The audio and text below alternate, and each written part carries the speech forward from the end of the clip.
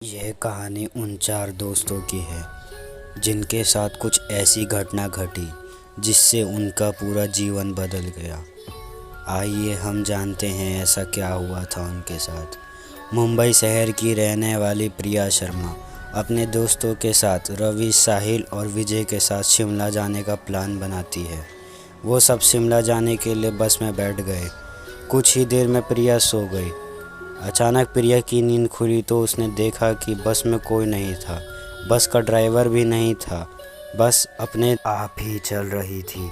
उनके सारे दोस्त उस बस में नहीं थे।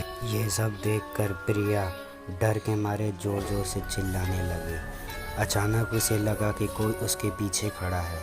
जब उसने पीछे मुड़कर देखा तो वहाँ एक लड़की बैठी हुई थी। उस लड़की का चेहरा जला हुआ था।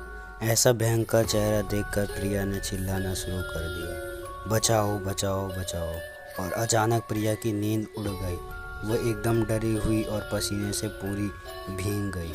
पास में बैठे हुए विजय ने पानी की बोतल दी और बोला, शायद तुम्हें कोई सपना देखा होगा। थोड़ी ही देर में सब शिमला पहुंच गए और एक होटल पर रात बिताने के लिए गए। दूसरे दिन वो सब साथ में मिलकर होटल के पास वाले पहाड़ पे घूमने जाने की तैयारी करते हैं।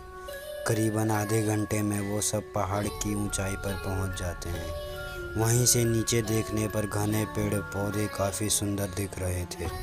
अचानक साहिल चौंक गया और बोला, नीचे देखो कोई खड़ा है, लगता है कोई लड़की है। विजय और अभी भी देखने लगे लेकिन उन्हें कोई नहीं दिख रहा था। और वो बोले, तू पागल हो गया है क्या? इस घने जंगल में कोई लड़की आ सकती है?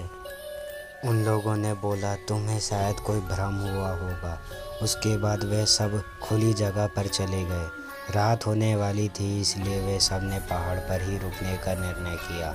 इसलिए उन सब ने वहाँ पर ही तंबू लगाया और खाने पीने के लिए सामान बाहर निकाला।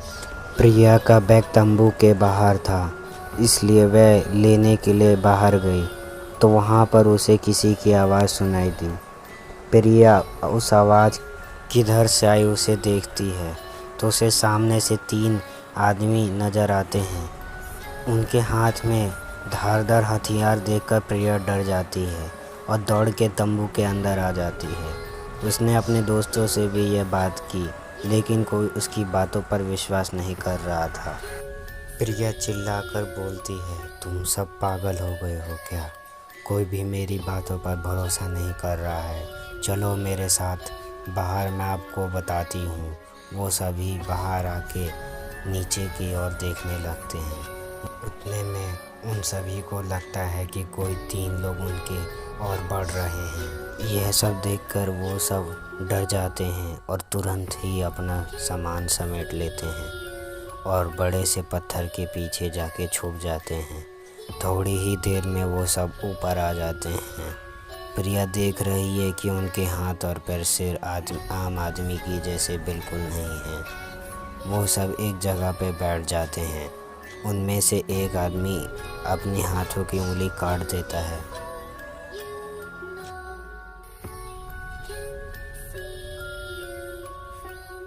लेकिन अंधेरे की वजह से कुछ भी ठीक से दिखाई नहीं देता है। अचानक उन चारों ने देखा कि एक औरत उन आदमियों के बीच में आके लेट जाती है। कोई नहीं जानता आखिर वो औरत वहाँ पे पहुँची कैसे। प्रिया ने कहा, वहीं पर अचानक नहीं आ रहा है, आखिर ये सब हो क्या रहा है? मुझे बहुत ही डर लग रहा करने लगी।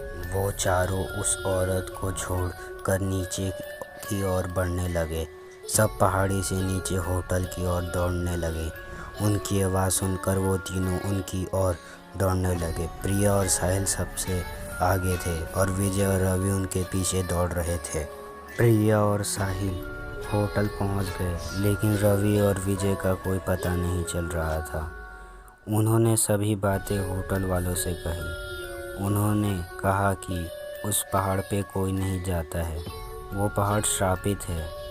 जो भी वहाँ जाता है कभी वापस नहीं आता। आप बहुत किस्मत वाले हैं। उनके दोस्त रवि और विजय कभी भी वापस लौट के नहीं आए और उन्हें ढूंढने की बहुत कोशिश की लेकिन कोई पता नहीं चल पाया। आज तक वो 2 लोग नहीं मिले। अगर वीडियो पसंद आई तो वीडियो को लाइक करें और चैनल को सब्सक्राइब करें।